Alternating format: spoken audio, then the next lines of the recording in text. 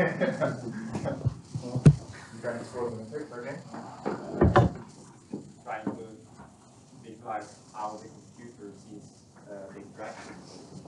Yeah, yeah.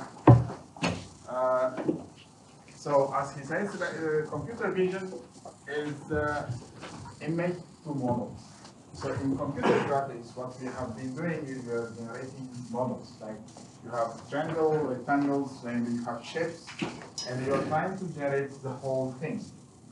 And you render it from different light source perspective so that you have a world that you generated. So basically, in computer graphics, you create images on the screen. But in computer vision, what we do is, you don't know how these models are created.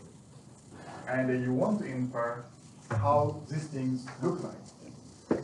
So for example, if I want to detect a face, if you create it with computer graphics, it's much easier to know where the ear is, where the nose is, because you generated it. But in computer vision, that information is lost. So basically, in computer vision, you go from image to models. You want to know where things are from the image. So it's like inverse problem. It's like inverse problem because you generated, then you lose a lot of information, then you try to come up with the model, inverse. So they're almost the same coin, but on different sides, I think, yeah. So photography is basically image to image. You just try to edit it and have more artistic effect and also.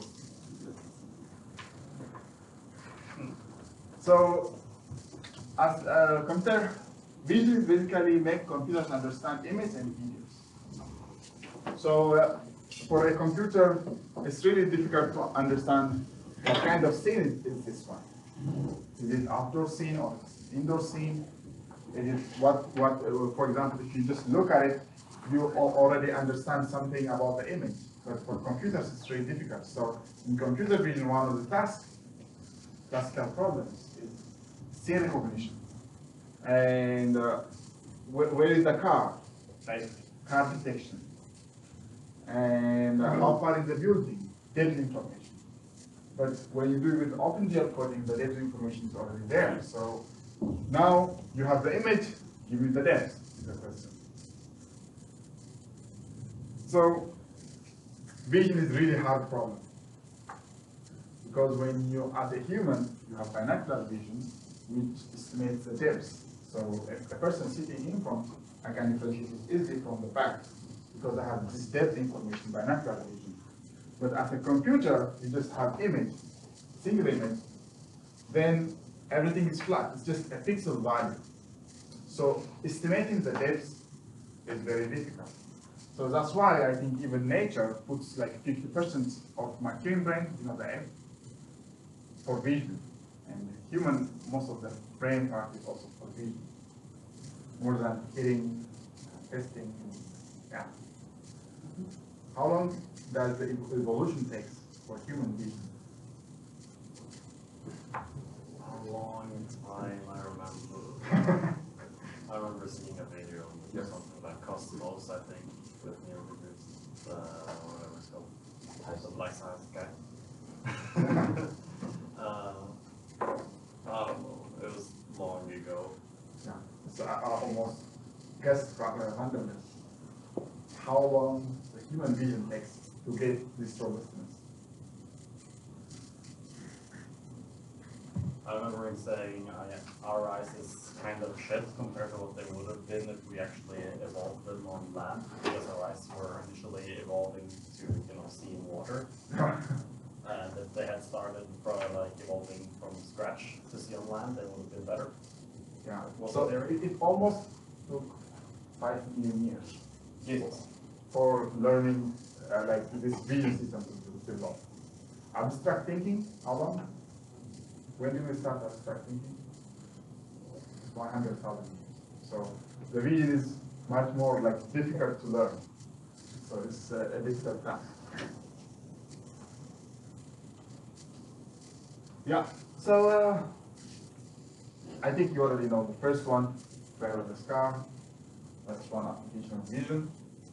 And health, which is my area, but I don't work with CT image, but I work on colonoscopy image. So my task is, does any one of you know PhilCam cameras? So my research focuses on PhilCam camera. It's a field-size camera you swallow. It takes a picture as it goes through. And it takes around 60,000 images. So my task is to identify where the polyps and where the cancer is lying, where the inflammation is lying, and all those things. So basically I'm trying to find where they're located. So for this lab, I will show you how to locate faces, not polyps. Yeah, so security, comfort, of course, fun, like Kinect, and 3D, playing, and access. So I think you already know this Kinect? Yes. Yes. So what does it have? What kind of camera does it have? Stereoscopic camera.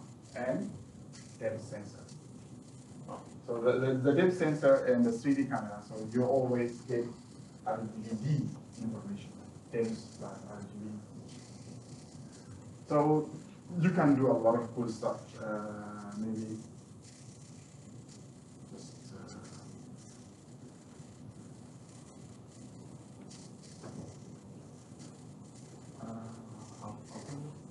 Can I control clicking, maybe? yeah. Even a link. Else copy and paste into the browser.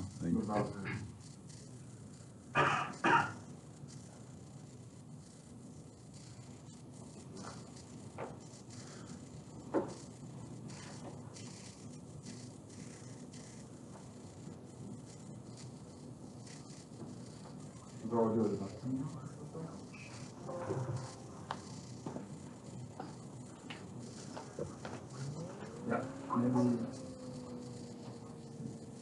Yeah, the audio is not important, but I can just. So basically, you can immerse yourself into virtual environment, and then you can do a lot of application on that. This one is already out, so if you guys are really around these things, you can do a lot of games with Kinect. And basically, the core algorithms are computer vision algorithms, like recognition and detection. You can create by gesture, like when you do like this, you have a menu, something like this. Then you can click the first one or do like that. So these are like cool things you can do with computer vision. Yeah.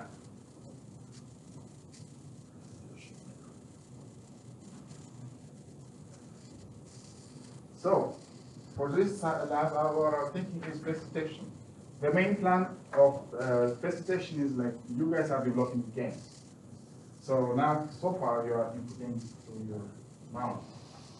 Like you move left, right, up, down with the mouse. Then I was like, maybe why not with the face? Like just do like this. You move the cursor, or you can code it with anything, you know. When you do like this, if it is based on the fast speed and all those things, you can just play with the input mechanism, and then you can have fancy way of interacting with your computer. So for example, you can even change your login way if you are interested. Yeah, so the idea is to have your face detection and also get the coordinates of the face. So that's one way of inputting. Yeah, so that's the idea. So I don't want to say like, I don't want to just give you, okay, use this library, but I just want to give you as well some, how, this is the old method. There are more state-of-the-art methods.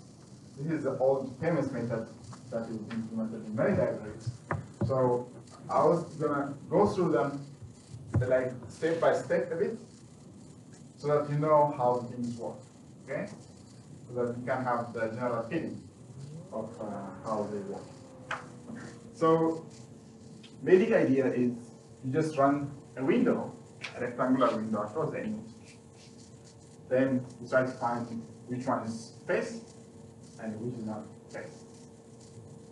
So, how to find the face? So it's like a window. Of course, for example, when I scan a window like this, nearby faces are bigger, and back one is smaller. So that means I have to run different size window, or I have to do multi-scale. So that's one trick. And faces are very sparse.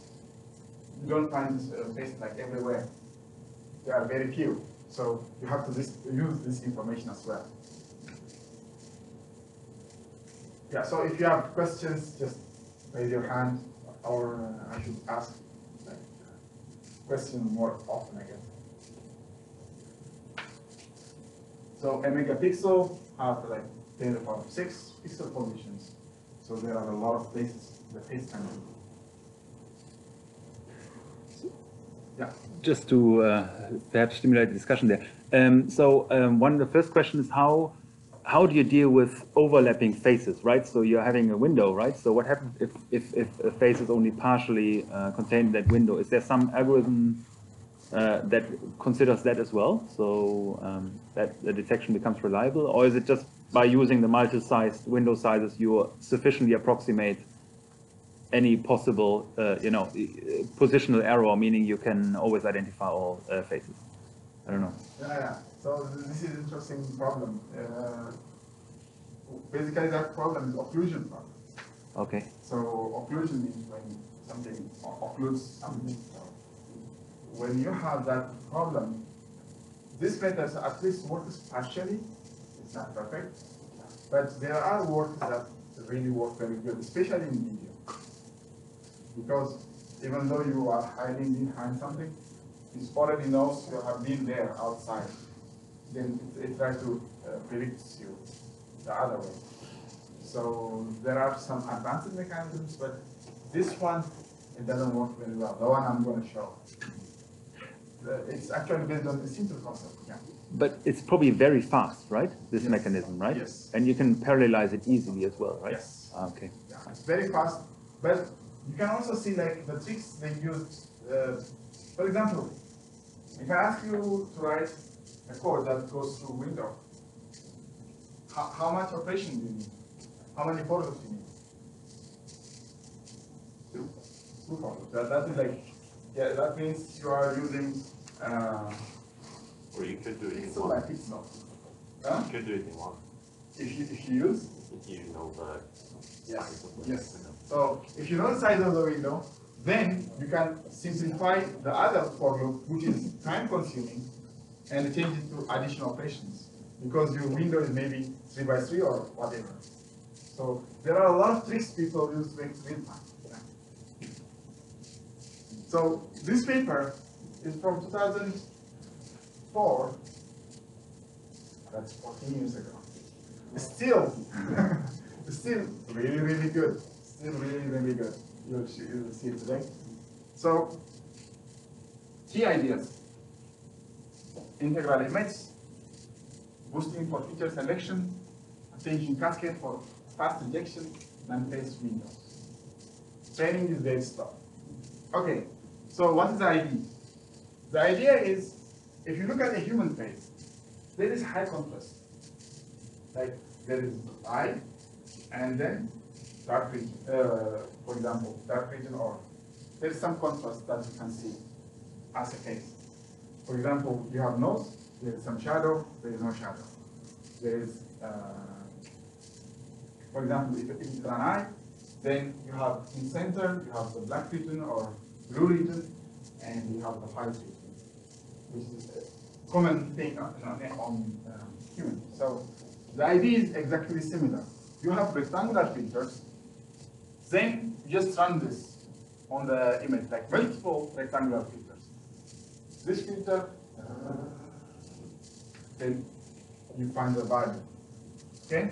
The idea is very simple. So what you do is, a value is a pixel in white area minus the pixel in black area. Okay? So I ran this one. So I put it here, then I send the pixel in this region. And in this region, they are subtracted, and measure how much they are different. Okay? If you are just following, let me know. How I know? You ask questions.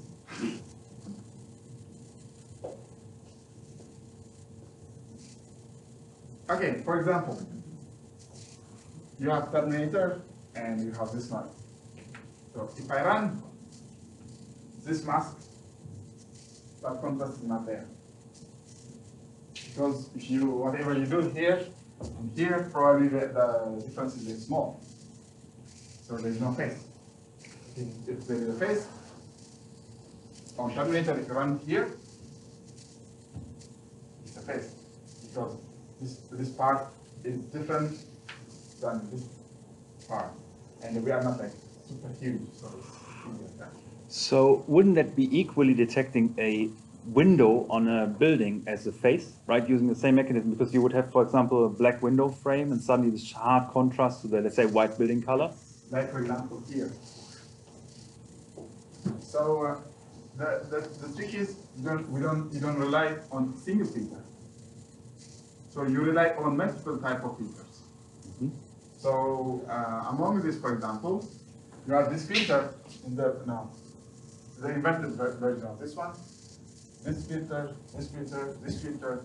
So these are in all times they are handy designed, right? How is it different for human?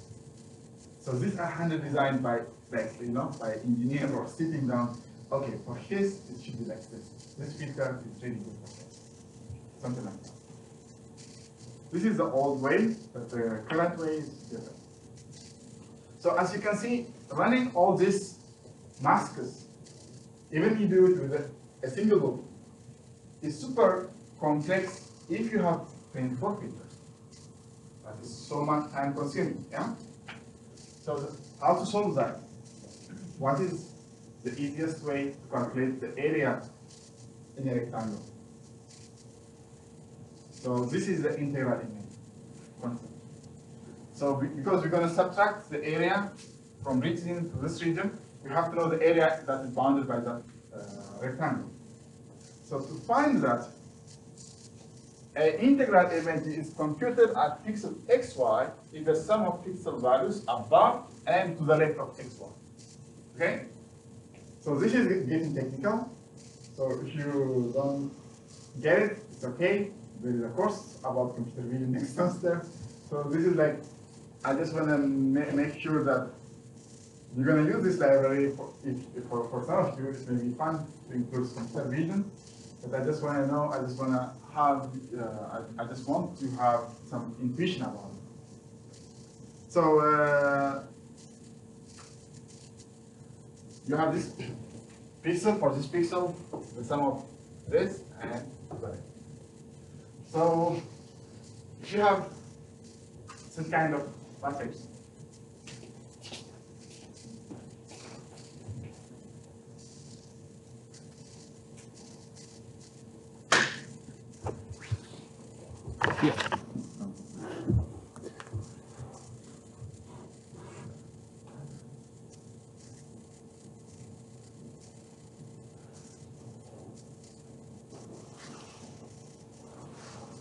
let's say I have this matrix. 1, 5, 4. So what I did here is I just zeroed it just to increase the dimension. I just add zeros here. So for the first pixel, what is the sum of pixels to the left and to the right? 12. Is 1, yeah? Yeah. To the left is 0, up is 0. No way. I think I'm a bit complicated. Well, we'll get the intuition Yes. eventually, so that's the key thing. Yeah.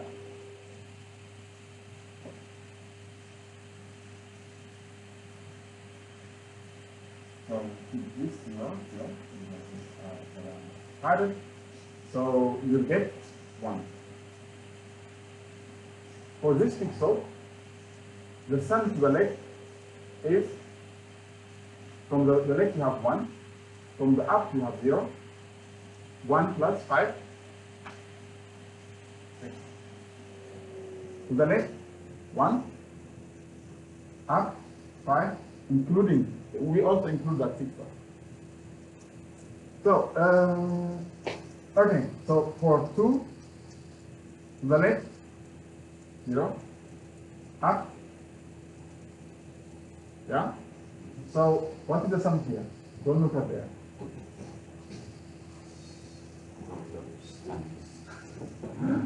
Delete the memory. How you sum it? To the left, up, all the summation. 2 plus 5 plus 4. 2 plus 5 plus 4. So, including 4, up is how much? Plus 1 also. No. Is it plus 1 also? Why are you're omitting the 1? Why are you omitting the 1? I keep this one answer. Second answer. 1 plus 2 plus 5 plus 4. 1 Plus 2 plus 5 plus 4. that's 11. Plus Okay. 2. Plus 2. Plus 2 plus 2, yeah. It's the same answer as above, but with plus 1. So what we're gonna do is we sum everything above 6 and everything to the left. 6 plus everything to the left. 4 plus. It's the same thing, but the way you count is different. Like everything to the up is 6 because you already summed it here. You don't want to do it again. Yes. Because you waste. Yeah. Then everything is here. So you get 12. So this is very easy to compute because you can compute everything in the single drop. Okay. So why when you go up, you plus on the 6, but when you go to the left, you only plus on the 2 and not 3? Here, Yeah. here I go up is 0. On the left is 1. Yeah, I get that. But when you're on number 4 there. Here, When you go, yeah. When you go up is this one, the sum. Yeah. I only take this sum matrix. When I look on the left, I take this original image matrix. Yeah. But the reason to do that is to Yes. that you don't need to do the operation again. Yeah. So the main idea is you can, because this is like you just compute it in one go. You can just write a function that just computes within a single loop. Then the idea is, the main idea for doing this is to calculate a rectangle area. So if I have a mask of this size in the integral image, what is the area? Because the idea of this hair-like features is you have such kind of mask that you are running. So in order to do that, you need to know the area of this and the area of this, yeah? So this integral image will let you a fast computation of this area. So the area of this one is A,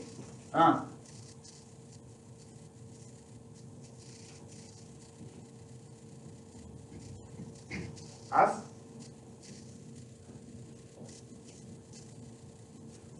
how do you compute the area of this one if this is an integral image? I only know like an area of a rectangle. Yeah, that is. But now you created integral image, which is like summing. So basically, you reduced that one into 4 basic operations. So it is super fast, okay? Only 3 additions are required. So if you have 24 by 24 detection region, then you will have around 160,000 features. That's a lot. So what we do is for training, yes. Huh? Raise your hand? No. No. Okay. So, in training time, what you do is you try to add a classifier on the top of this one to detect faces and non-faces. On test time, it's super fast. Yes. Perhaps, I'm not sure about background, but perhaps it makes sense to clarify about classification and the role, because Yeah. AI is to be later.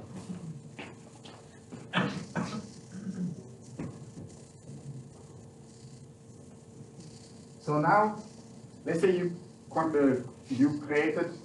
extracted these features, all of them, and put it into a matrix. So maybe it could be a vector, it could be a matrix. So this is the sum for that filter, the sum for the next filter, the sum for the third filter, and you have all the filters here. Then you know that when you train, that means I want to know which one of this sum is corresponding to face. Yeah? So to do that, what I'm going to do is I have these features and I feed it to some classifier. Because I know in the first turn, I know where the faces are, so I feed it to a classifier, and the classifier outputs face, not face. So this one is a bit a tricky concept, but yeah. So a classifier is a mask with values so that you can match against a specific mask or sample. Yes. Okay. It just maps. It's a mapping function. Classifier is just a map. So that mapping function could be complicated as deep neural networks. Like so for example, I'm working currently with 70 million parameter model. Like my model has 70 million parameters. It could be like as simple as 10 parameter model. It's just a mapping, okay? It's just recognize the sweet one. So with 200 feature classifier can yield 95% detection rate, false positive, very small, but that's not good enough. So what we will do is we start with simple classifier, because if you have a lot of features and if you have very complicated classifier, then that will take a lot of time initially. So what you do is you just want to reject non-faces as soon as possible. And rejection before, like for example, we have a lot of features, you already know some of them are not faces, just remove them very fast. Okay? So, yeah. So you have an input image. So this classifier one is very sensitive on identifying non-faces, but it's very weak in detecting faces. So this one will remove non-faces very fast. Then the one that is fast is more likely to faces, but it is more complicated classifier. Then this one will remove non-faces as soon then the true faces. This is the most robust classifier. So this one is like, that's called cascade. So like cascade can attention cascade. So finally you have the face. So basically you are running very early, not waste time. So you mean most expensive classifier when you say in terms of the best? compensation, Yeah. like it takes more time. The more left right you go, or Yeah. yeah, If you go more here, time the classifier takes. Yeah. So, but if you remove most of candidate windows, then you need to do very small comparison as you go up. So that's called cascade. Maybe I don't know if you know this false positive rate and the detection rate. So this is very weak. So the best performance is the red one is the best one. Maybe this is another thing maybe you learn in computer vision or something else. probably in AI, right? AI as well, yes. So I think many of You guys those. are gonna take AI course, huh? Yep. Yeah. Many of those concepts will come back to you Yeah. in a different context, but Yeah. same problem. Yeah. So a detection rate of 0.9 for the about 6 by 10 state cascade. So this is like 3 states. If you do like this 10 times, you can obtain like detection rate of 0.9 for conflict. Yeah, so this is the whole theory bunch. I know it's maybe not very clear because we started from input. So I'll just show you some demo. So this is based on Python. It's very simple. NumPy and OpenCV. Express OpenCV. So if you want to use it in your application, like for face detection, what you can do is you can merge Python code in your C++. You can call C++, Python code in C++, yeah? So you can just ask the C++ to give you the coordinates of the face, so you can do more fun.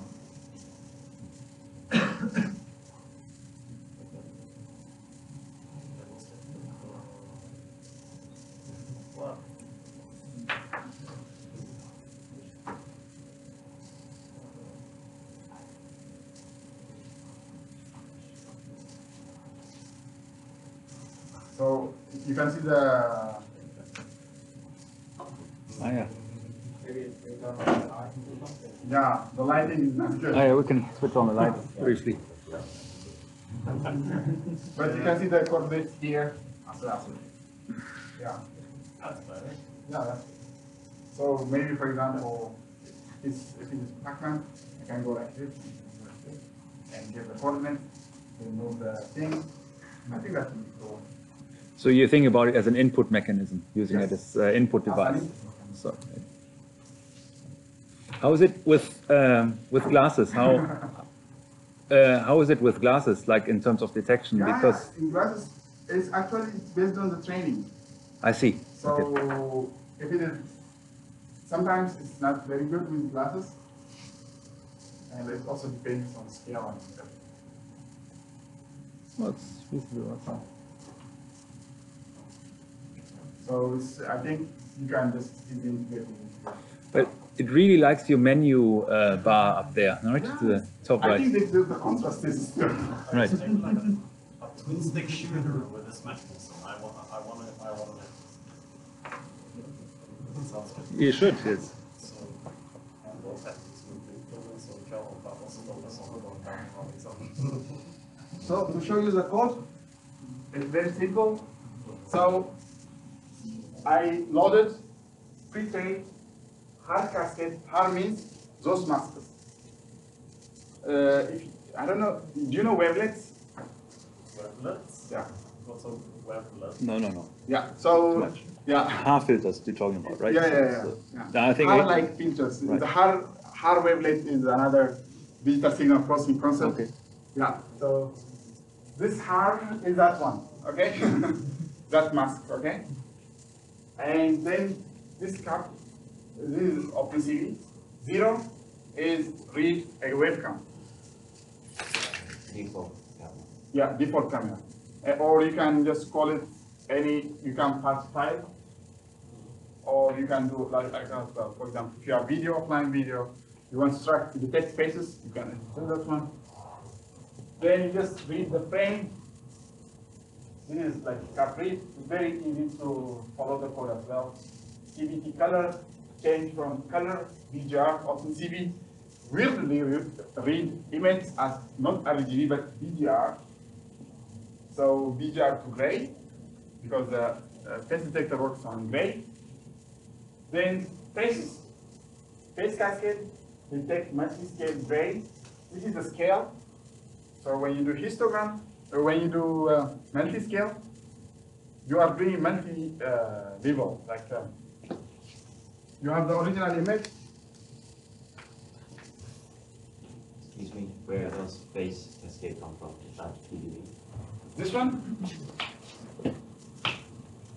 Are they cascade classified? Yes. So this one is already trained. You don't have to train it. That means someone, okay, this is the feature, the classifier is already learned. You don't have to do anything. Okay? But OpenCV is also available with C++. So if you are also like exploring, you can easily integrate your OpenCV with native C++ as well. This is a Python wrapper. It's not OpenCV is written in C++, but the main thing is just to show you the concept. Okay. So the multi-scale is like, for example, you have big image. Then I do the scanning on this big one to find bigger, smaller faces. Then I go, I half it. Maybe, for example, the same image. Then I do scanning here. So this one is, this 1.3 is how much at each scale the pyramid on the pyramid. Is the dimension here, is it already pre-coded or? No, they can choose anything. Anything. So the classifier doesn't care about this. The class, it is good if it is similar with the classifier when it's trained. Okay. But you can train, they can test it with anything. And this 5 is, if 5 of the filters detected that region as a face, take it as a face. Then just print the faces as a rectangle, plotted, show, weight key, that's it. So it's very easy to integrate into your application as well. Can you show the XML file? The XML file, okay. What do you expect? 100,000 lines of data. What kind of data? For something to be that simple in the code, it has to be really complicated in the XML file. Contrasts. Why? Background. Background.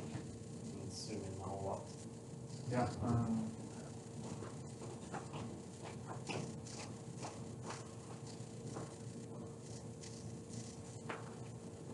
These numbers. These are the weights that is learned by the classifier. How many lines? It depends on the classifier, what kind of classifier you use. So, Is it fixed? Like the size of the file, is it yeah, of course. the same every time? Yeah. This one is fixed. This will not change. Yeah, but when so a specific system will always output the same length. Yeah. If you said, for example, how many filters you use, Yeah. how many cascades you use. So these things are the one that determines the size of the XML file. Yeah. So if you use like very complicated filters and a large set of cascades, then the size of the XML file will be like super huge.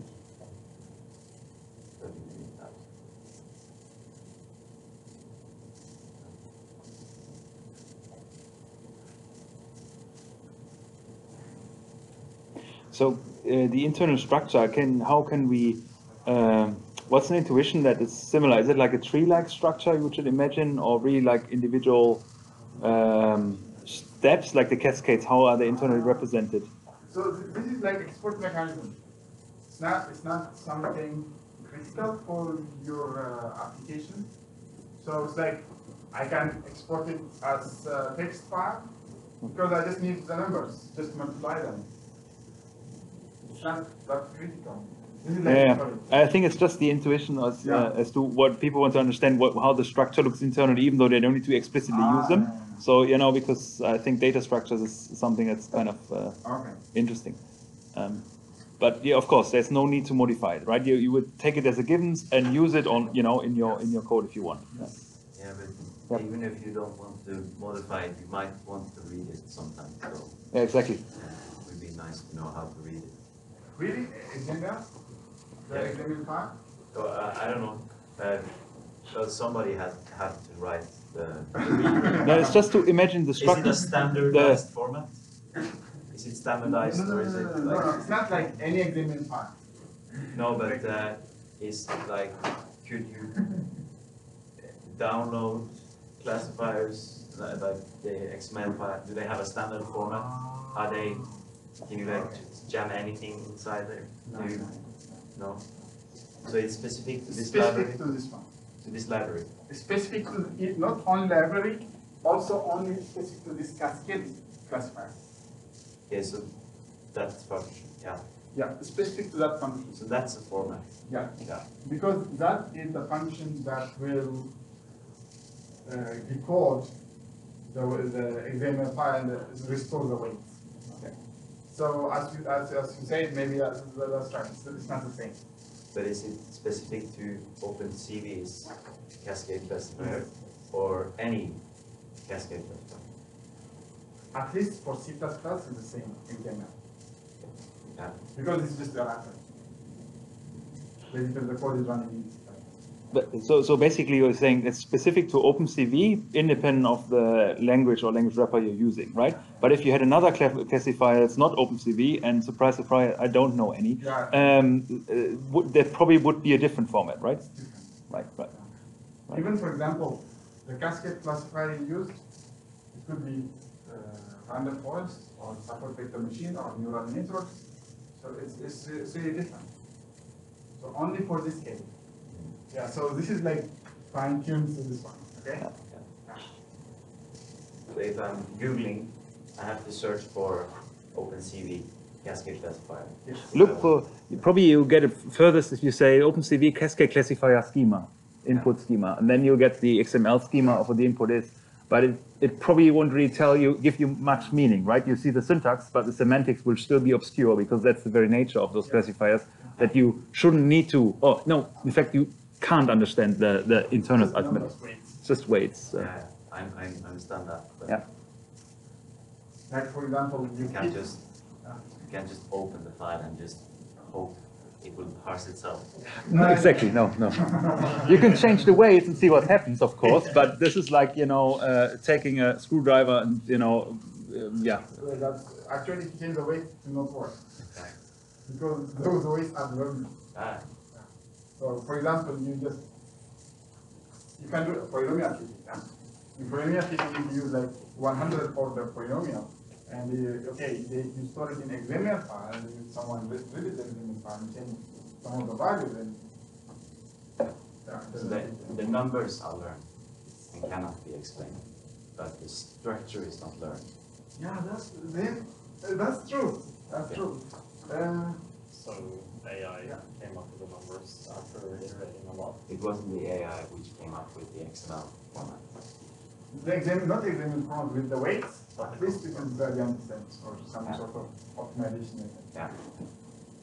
Like actually, those questions are the one questions I'm asking myself when I'm currently working on deep learning. So it's like they are very huge models, and I don't know why the network is picking those features. I can't explain them. The weights, I can't explain them. It's like the typical problem of unsupervised learning, right? So because you need to believe a lot of stuff, and it mostly works based on some sort of correlation, but you can't even, because you can't explain, you can't describe causal relationships. So it's oftentimes dangerous, to some extent, to just take it as face value, but you have little other chance because you can't explain it, right? Well, if you can test it and see that it works, then congratulations, you have something that works. That, you can't really tell exactly how you did it. Exactly, right? So you can't really provide a proof of that situation, but you have a probabilistic relationship, right? So that something most likely indicates a polyp or whatever else you're looking for. For example, the questions you are just mentioning is one of hot topics in current big places, in the big conferences. No one knows what network is learning, why. Right? You can just say, this is how it's learning, this is how it's doing, but if you go deeper and ask like, why the network is speaking this way? No explanation. You just say, oh, I have nice visualization of that. Given your background, do you think that will ever happen? That we'll be able to explain, multi-layer neural networks? That there will be an explanatory component that helps us disambiguate this, or do you think no, it's not going to happen because of the complexity? It's super complex. It's not. It could be possible, but I'm not the guy who will make it possible. Fair enough. But in the future, probably, if you look into explainable AI, and one of the challenges of even having license for driverless car or even with medicine, the problem is you don't know why the AI is making that decision. But the AI is trained on some certain dataset. Then for a human, maybe if I show you some, but the topic is changing to something else, I think. Yeah. But well, you never know which can of worms you're opening. Yeah. So, if you look at this region, does anyone see a polyp? What's a polyp? Yes, that's a good question first. Yeah, a polyp is a tumor, a cancerous material, that develops on the colon, and if it's not removed early, it will cause a cancer, like colorectal cancer, and it's very deadly. It's the third or fourth killer in the world. This is in the colon? This is the colon. It's not very thin. Colon is the last part of the digestive system. Yeah, Intestines, basically. Intestine. Small intestine is the tiny one. The colon is the large one. Yeah, right before the Yeah, correct. rectum. Yeah. The second last part is extracts all the water. Yeah. So if you look at now, it's very confusing. Even this is like, I don't know why the network learns that one as polyp, but it's a polyp. This is actually a polyp. But this is also not similar, but the network is recognizing this is a polyp. But sometimes it just confuses, and I can't explain why it's confusing something.